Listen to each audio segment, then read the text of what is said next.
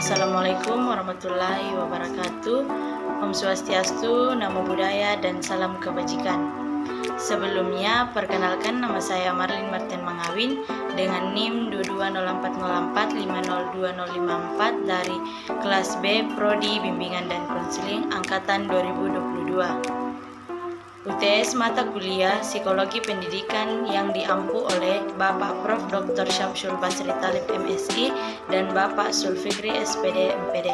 Di sini saya akan menjelaskan materi terkait kontrol diri dan kematangan emosional.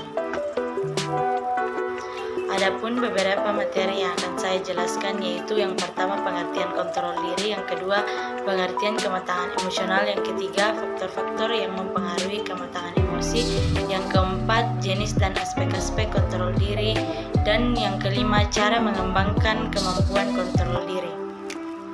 Untuk itu mari kita simak penjelasan berikut ini. Nah, adapun pengertian kontrol diri. Jadi, kontrol diri adalah salah satu potensi yang dapat dikembangkan dan digunakan individu selama proses-proses dalam kehidupan, termasuk dalam menghadapi kondisi yang terdapat di lingkungan tempat tinggalnya. Kontrol diri suatu potensi yang dapat dikembangkan dan digunakan individu selama proses dalam kehidupan, termasuk dalam menghadapi kondisi yang terdapat di lingkungan yang berada di sekitarnya. Para ahli berperan bahwa kontrol diri dapat digunakan sebagai suatu intervensi yang bersifat preventif selain dapat menduksi efek psikologi yang negatif dan sensor lingkungan. Di samping itu, kontrol diri memiliki makna sebagai suatu kecakapan individu dalam kepekaan membaca situasi diri dan lingkungannya, serta kemampuan yang mengontrol dan mengelola faktor-faktor perilaku sesuai dengan situasi dan kondisi untuk menampilkan diri dan melakukan sosialisasi. Berikut adapun pengertian kematangan emosional. Jadi, kematangan emosional diawali dengan pengertian emosi. Menurut Kamus Besar Psikologi Kaplan 2001, mendefinisikan emosi sebagai suatu keadaan yang terangsang dari organisme, mencakup perubahan yang disadari, yang mendalam sifatnya dari perubahan perilaku. Mapier menyebutkan bahwa kematangan emosi sangat penting dalam keutuhan rumah tangga dan memiliki emosi yang matang dapat membina hubungan yang harmonis, menyesuaikan dengan pasangan, mencegah dan menyelesaikan konflik. Hurlock menyatakan bahwa kematangan emosi adalah bahwa individu menilai suatu situasi secara kritis terlebih dahulu sebelum bereaksi secara emosional. Tidak lagi bereaksi tanpa berpikir sebelumnya seperti anak atau orang tua yang tidak matang di tahun 1990. Selain itu, Yusuf mengatakan bahwa kematangan emosi sangat dipengaruhi oleh kondisi sosio-emosional lingkungannya. Apabila lingkungan tersebut kondusif dalam arti harmonis, saling mempercayai, menghargai, cenderung dapat mempercayai kematangan emosi. Adapun faktor-faktor yang mempengaruhi kematangan emosi, yaitu yang pertama pola asuh orang tua. Jadi, lembaga pertama dan utama dalam lembaga anak tepat belajar dan menyatakan dirinya sebagai makhluk sosial, karena keluarga merupakan kelompok sosial yang pertama tempat anak dapat berinteraksi. Dalam pengalaman berinteraksi dalam keluarga ini akan menentukan pula pola perilaku anak. Yang kedua, pengalaman traumatik. Jadi, traumatik adalah masa lalu dapat mempengaruhi perkembangan emosi seseorang. Kejadian traumatis dapat bersumber dari lingkungan keluarga ataupun lingkungan luar keluarga.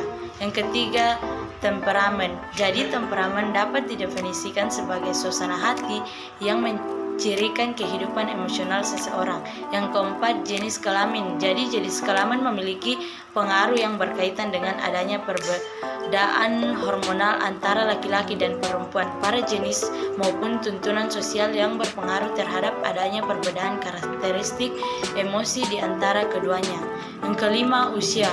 Jadi, usia adalah kematangan emosi yang dimiliki seseorang sejalan dengan pertumbuhan usia. Hal ini dikarenakan karena kematangan psikologi seseorang.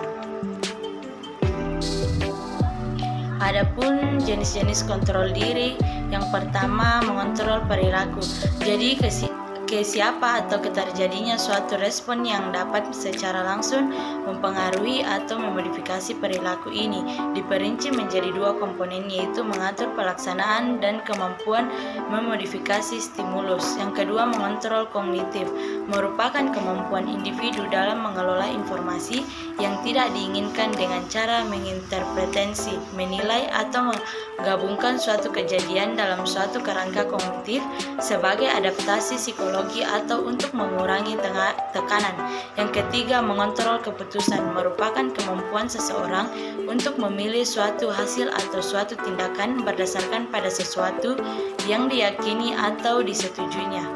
Maka untuk mengatur kontrol diri digunakan aspek-aspek sebagai berikut, yaitu yang pertama, kemampuan mengontrol perilaku, yang kedua, kemampuan mengontrol stimulus, yang ketiga, kemampuan mengadaptasi suatu peristiwa atau kejadian, yang keempat, kemampuan menafsirkan peristiwa atau kejadian, yang kelima, kemampuan mengambil keputusan.